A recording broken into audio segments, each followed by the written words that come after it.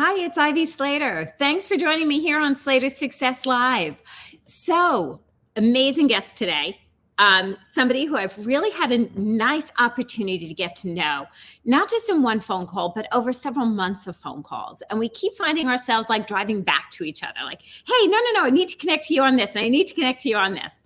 So Scott Love is a rainmaker himself. He has a podcast called the Rainmaking Podcast. But what Scott does in his day job is he's focused on helping partner level attorneys reach their full potential. He does this by working with legal recruiters solely focused on partner placement. He does a lot in the area of mergers, and that's always a really interesting area for me to be talking about. I think of Scott as the person I go to when I want to talk about legally what it is to be a rainmaker in the legal field. I think of Scott when I want to know about retention in the legal field. I think of Scott as a speaker. I think of Scott as somebody who I go to and chat with about client development. So Scott, as I talk about you, come join me. Thanks for joining me today. Thanks, Ivy. Great to see you. Thank you for having me here. So I have to ask, okay, there's a lot of legal recruiters out there. Yeah. Bottom line. There's not a lot that is in that specific niche market of partners. How did this develop for you? Like, why this area? Because people think like they all know each other. Why do we need a recruiter to connect us? That's right. And that's interesting. And I think the industry of legal recruiting has grown because legal has grown over the years. There's no barriers to entry. Have a LinkedIn page, have a phone, boom, you're a legal recruiter. And so I think it's become a noisy, crowded market. And so I tried to offer distinction by showcasing certain areas of expertise. But how I got into it, years ago, I used to have a recruiter training company. See, I started recruiting back in 1995, back before you could email resumes. I loved my first fax machine. I felt like I have arrived. I've got a fax machine. I know. Remember those fax machines that used to scroll out like paper? Yeah, like I remember go that. on and on and on. And then 30 days later, you couldn't read it because it would go away, right? It went away. It appeared there for a moment, or it would smudge. Right. And so I started a training company in 2002, and a lot of my clients would be legal recruiting companies because most of them were ex-lawyers, so they really didn't understand classical salesmanship. And so I would teach them how to sell, how to recruit. And then I thought, if I ever want to get back into recruiting, my old niche, I was never in love with it when I was recruiting before, but I thought it would be interesting to do legal. So at about 2009, 2010, I got into legal, had some quick placements early on. I mean, it really took me a couple of years to figure it out, but had some quick placements after I figured it out, some really good client relationships. And now I do partners. I've got a colleague that does associates, or two colleagues that do associates. And I've met with over 50 firms in their offices pre-COVID. There's really about 7 firms that I'm very close with where I'll talk with their leadership fairly regularly. And a lot of what I'm doing right now is mergers, finding smaller firms that are facing problems that are so insurmountable that the best path for them is to merge into a firm that has resources that can keep associates happy, that can develop them, that can teach them client development skills. And another trend recently is that small firms are finding their clients are choosing to go to bigger firms. So they're losing opportunities that way. So it's an area where I'm doing a lot of work right now nationally. It's interesting because sometimes, you think people are looking for the small firm, that boutique, I'll say like boutique, right? Mm-hmm. That boutique, I wanted that hand holding. And there's a huge business there. But there's also companies, and you're spot on, that cannot run well as a small company. Yeah. And the assets a large organization has, from the technology assets to the people assets to the brand assets, gives that small company such a bigger reach that is advantageous for them for their growth to move that direction. Yeah, a lot of times. And it depends. There are some smaller firms that are actually doing fine, that have developed a very narrow niche and they specialize in that. But there are some limitations with that. But you're absolutely right. It's a different scenario. And that's what I like about this is talking to law firm leaders every day. Especially I enjoy talking to the managing partners and the leaders of the smaller firms because they have a lot more to deal with. They don't have the resources that large firms have. So it's interesting. It's nice playing three-dimensional chess every day with the smartest people in the world. I like that phrase. And you know, it's great to look at things as far as gains. Yeah. Because it keeps a sense, business is serious. Yeah. And I think you're a very serious business person. I'm a very serious business person. But when you keep a sense of lightness or playfulness, we have such an asset for growth then. Absolutely. And I love that about you. So just telling you that. Thank you. So it's, business development. We so often want leaders who can develop business. And sometimes we think, well, of course. And then sometimes we say, where do we find them? How do we develop them? Where are these people? Yeah, exactly right.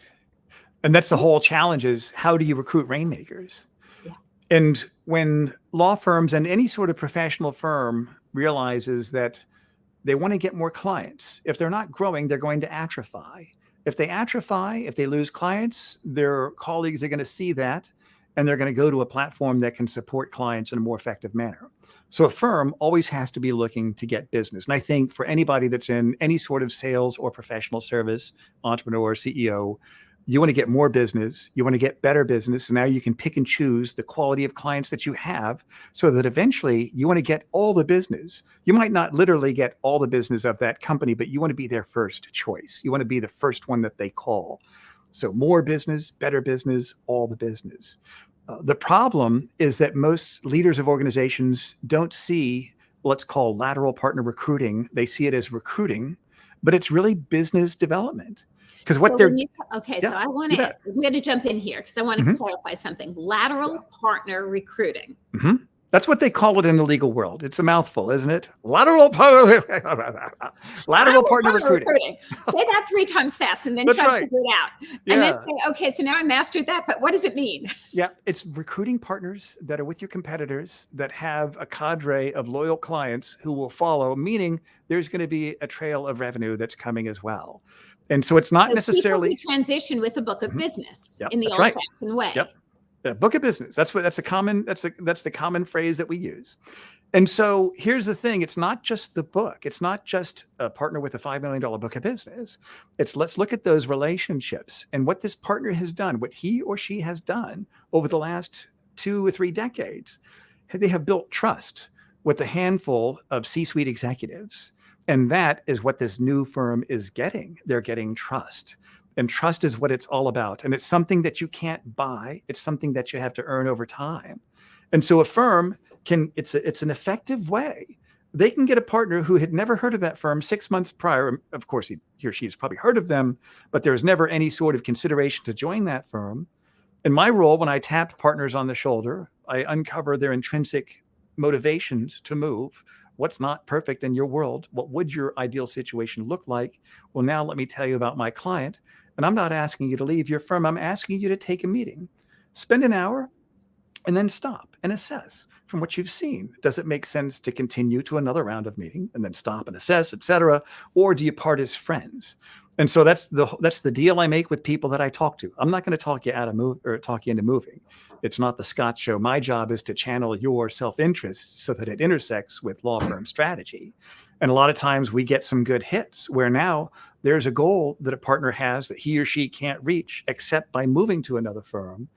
And that's when you find the magic. And it's like I mentioned, it's not necessarily recruiting, it's client development. They're getting that cadre of clients where the trust has already been earned to that new firm on day one. Sales 101 is very often about developing know, like, and trust. Yeah, that's exactly right. Yeah. It's so funny because people are like, oh, yeah. I've heard that before. Oh, yes, I've heard that before. Yeah, I got it. But we sometimes have to stop and take that breath and say, what does actually know, like, and trust mean? And it doesn't come with meeting somebody at a networking group. It doesn't come from meeting somebody at a bar association, shaking them hands, having a quick conversation, a club soda to a cocktail or a cup of coffee. It doesn't come with that. It comes with the multiples of hours putting into following up to develop a true relationship. Yeah. Absolutely right. And then keeping brand top of mind. Yeah. And relationships are built, as you know, on frequency of contact. Mm-hmm. That you meet someone, you send them a note. I mean, here's an example. I met somebody at a conference. I saw her speak in 2014. I think my little girl it may have been 2017. My little girl was playing violin, and she's a music teacher. And she was saying piano is probably an easier instrument. And my little girl quit violin because have you ever heard a 6-year-old try to make a pleasant sound out of a violin? It can take some time. But with the piano, you press a key and instantly you hear music. So my daughter got into piano. We just got a piano 2 months ago. And I saw her again at a speakers conference. And I came up and I told her, I said, do you remember when you said it's easier for a kid to start with the piano? And she was surprised and I think delighted that I remembered that. And she sent me a nice postcard thanking me for telling her that. This is somebody I'm giving business to, Ivy.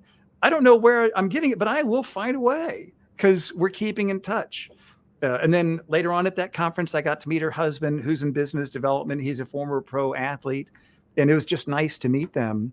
And you're absolutely right. Know, like, and trust. And it takes time, but relationships are built on frequency of contact. For example, there's a candidate that I had several years ago that for whatever reason didn't want to move. Every quarter, I'd reach out to him. Hey, it's me again. Hey, here's an article I read. Hey, it's me again. Here's an episode where I interviewed Ivy Slater on my podcast. You should check this out. Hey, it's me again.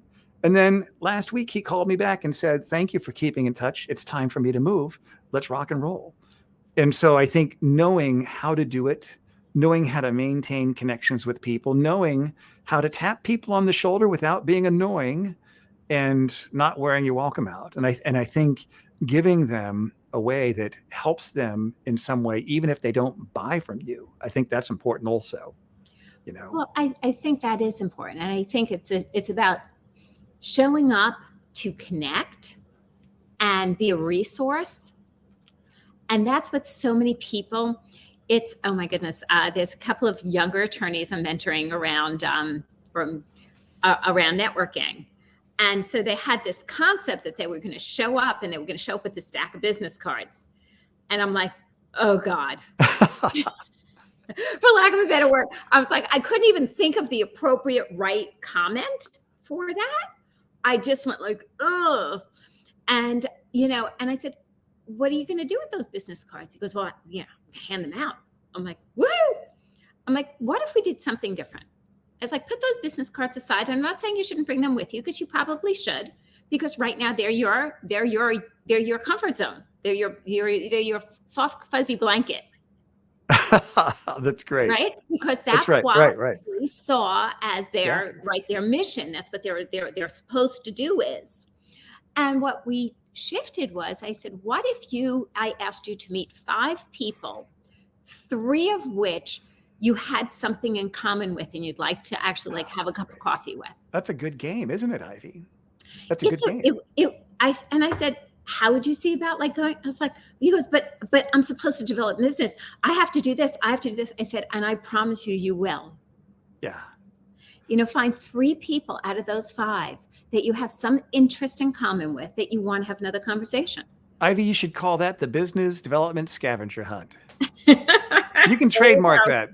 That'll be your next book, right? The next book is probably 3/4 done, so it might be the one after that, or maybe we'll start a chapter in this one. We'll co-author it. We'll co-author it. How's that? Co-author it. So, listeners and viewers, as you're scrolling through LinkedIn and Facebook, which we're live on both currently, as things are resonating with you, as Scott and I are just, as you say, we're having a lot of fun, a lot of laugh. We're giving a lot of content. This is live. Oh my gosh, this is live. I'm just kidding. Right. Oh my goodness, we are live. I did hit that live button. Okay, good. Take a moment. If you have a question, just pop it into chat. Pop it into the comments below, and we'll be able to comment on it. Yeah. If you have further questions and you want to reach out to us, you could do that on LinkedIn and Facebook. And most importantly, we're going to continue to watch this. So if you're watching it on replay, you can continue to put things in comments, and we're here to help you as a resource. That's great. Okay? Because we're having a good time and we're having a great dialogue, but we're also giving an enormous amount of resources that you could be taking action on. So I have to say, Scott, we're both authors, we're both speakers. Share a little bit your last book, because Yeah. we're both on our next books already. So, but I have Right. to ask about the last one because it was great. Thank you. And this was something, so I had a podcast years and years ago, back in 2009, Ivy, when people listened to Oh, the podcasts old age. on iPods. I mean, if they were on iPods, and it was called the Great He was Recruiter such a Training trendsetter. Podcast. Yeah, the Great Recruiter Training Podcast. I mean, and so I was, for once in my life, ahead of the curve. Usually I'm so far behind that I become ahead. That's how it usually works. I'm so far behind, I'm ahead that way. So I started a podcast, and I had a training company just niche within the recruiting and staffing industry that I eventually sold because I found out I'm not a really good coach. I'm a closer. I like closing the deal. And so, but I like speaking and I like training, but I'm not a coach, right? And so, but anyways, that feed had been dormant for several years. I was still getting 1,000 downloads a month off of that. People were still listening to the content. I hadn't uploaded anything in years. And so during the pandemic, I didn't have a pandemic puppy. I had a pandemic project. I dusted that feed off, changed it, and rebranded it to the Rainmaking Podcast, with two goals. Number one, to stay top of mind with rainmaking partners, because they don't care about talking to me until they want to move, but they care about getting new clients all the time. So I interview people like you each week to dangle that shiny lure of content. And my philosophy with content is that all of my content is created as if my audience is nothing but selfish, hungry toddlers. Because selfish, hungry toddlers only care about getting fed. They don't care about loving you back. So I'm fine with people getting value after value after value, and I don't have any expectation of return. Then the second goal was to speak at conferences on business development, which I enjoy doing, whether it's legal or corporate or associations. I've spoken to all different types of groups: banking, insurance, financial services. And so two of my guests were Mark Leblanc, very successful speaker, and Henry Devries, very successful author and Forbes columnist. And Henry said, let's do a book together called Rainmaker Confidential. So the three of us co-authored this book. And you can go to Rainmaker Confidential and watch some content about the book, and you can order it that way. It's $20. It's the price. It's actually less than a New York martini now. So less than a drink in Manhattan. You can get a book that will change your life. Well said. Well said. So your podcast. Yeah. Okay. So you re-envisioned it, right? Yeah. So we both had pandemic projects. Yeah. Right. Mine was Slater Success Live here on LinkedIn and Facebook. Okay. And yours was re-envisioning the Rainmaking Podcast, or creating the Rainmaking Podcast by re-envisioning what you had done. Mm-hmm. And I think there's something to be learned there that's really big. And so I want to bring that out. Yeah, sure. Very often we think what's behind us, what's past, what's done is done. Yet what you did is saying, hey, this still has value. How do I bring it forward? How do I re-enlighten this? Yeah.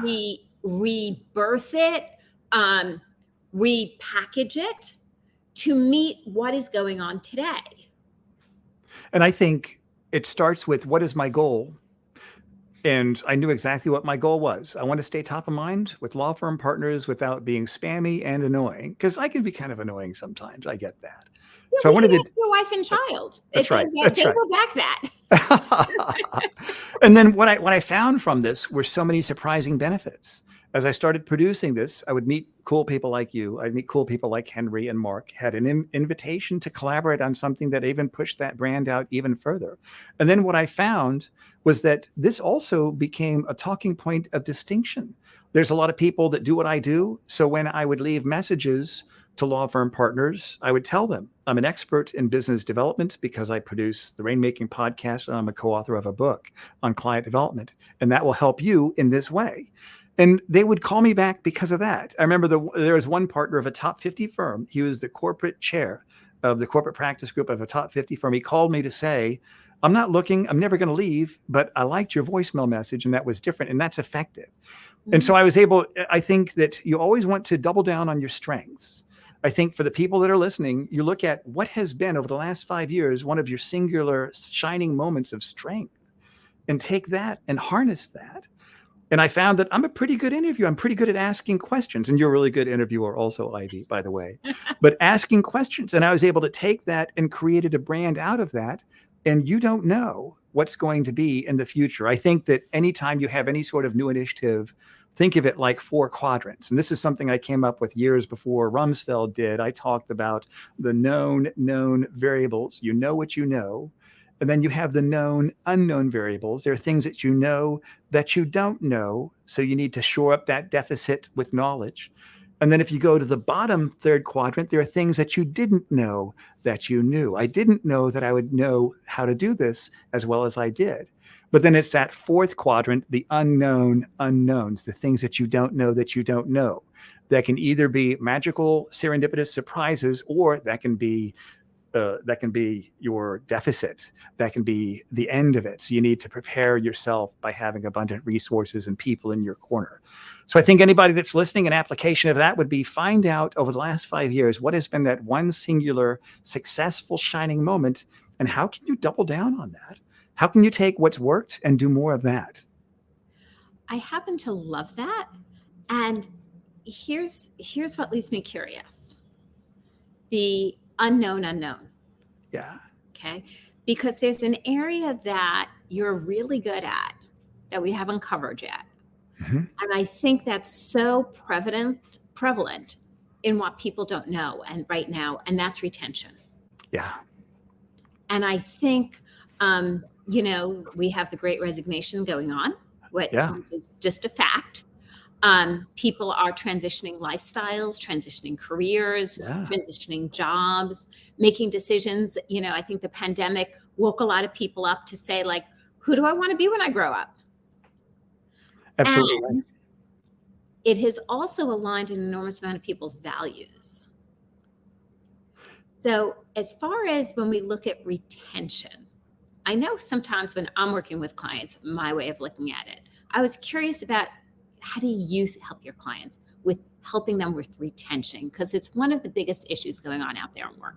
Well, I think most organizations don't have retention problems. They have leadership problems.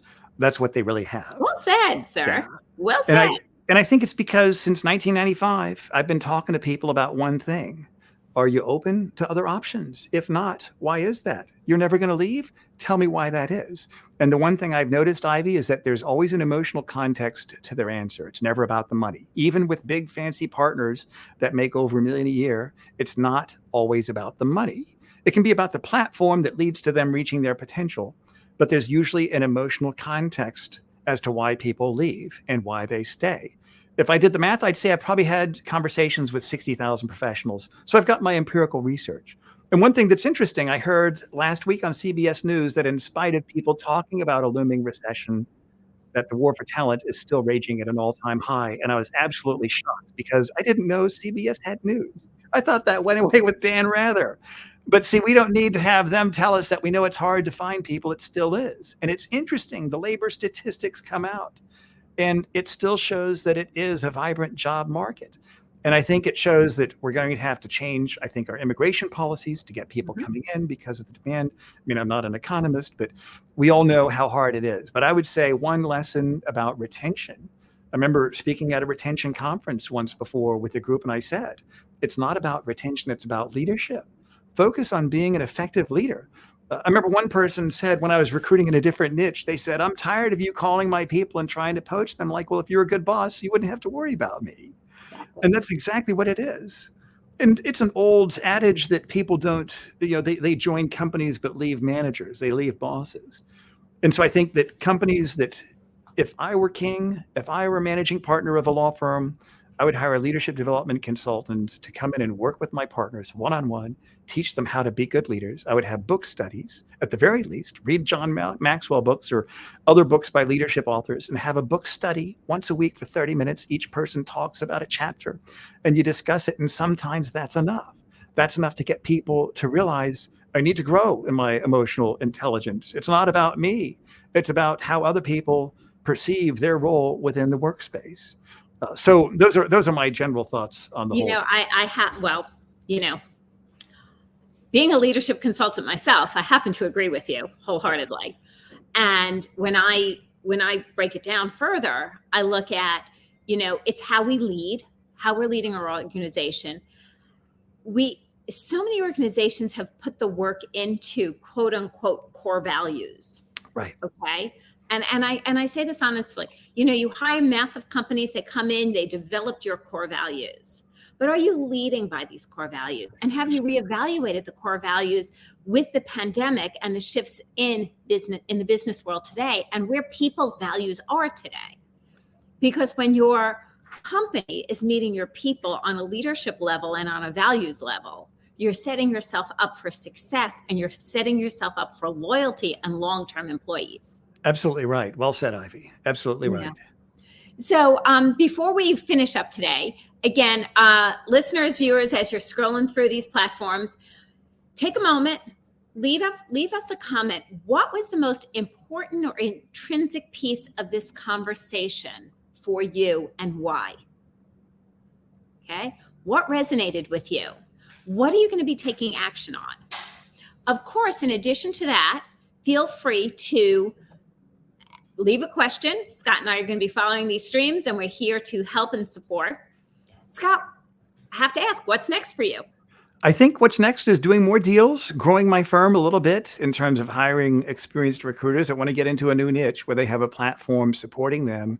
And then also doing a lot more speaking at legal and even non-legal conferences. Right now, I'm redesigning my sales, my speaking site.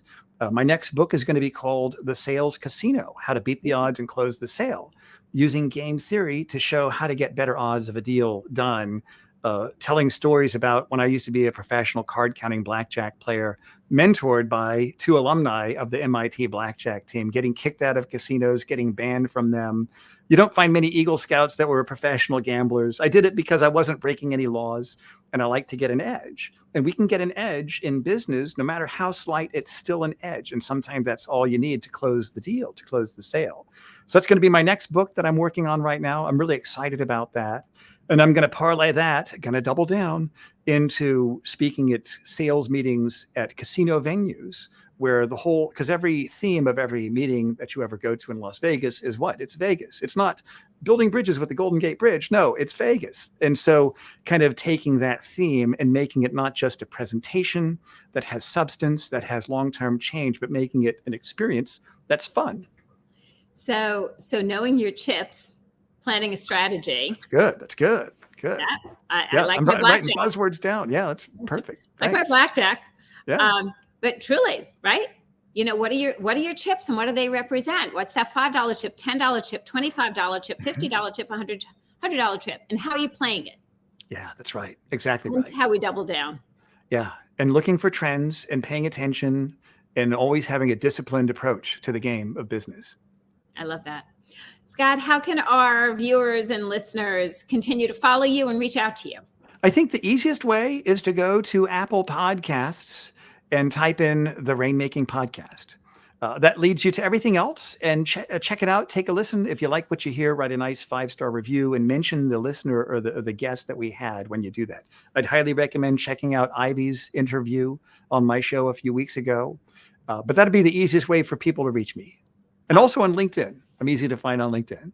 Of course.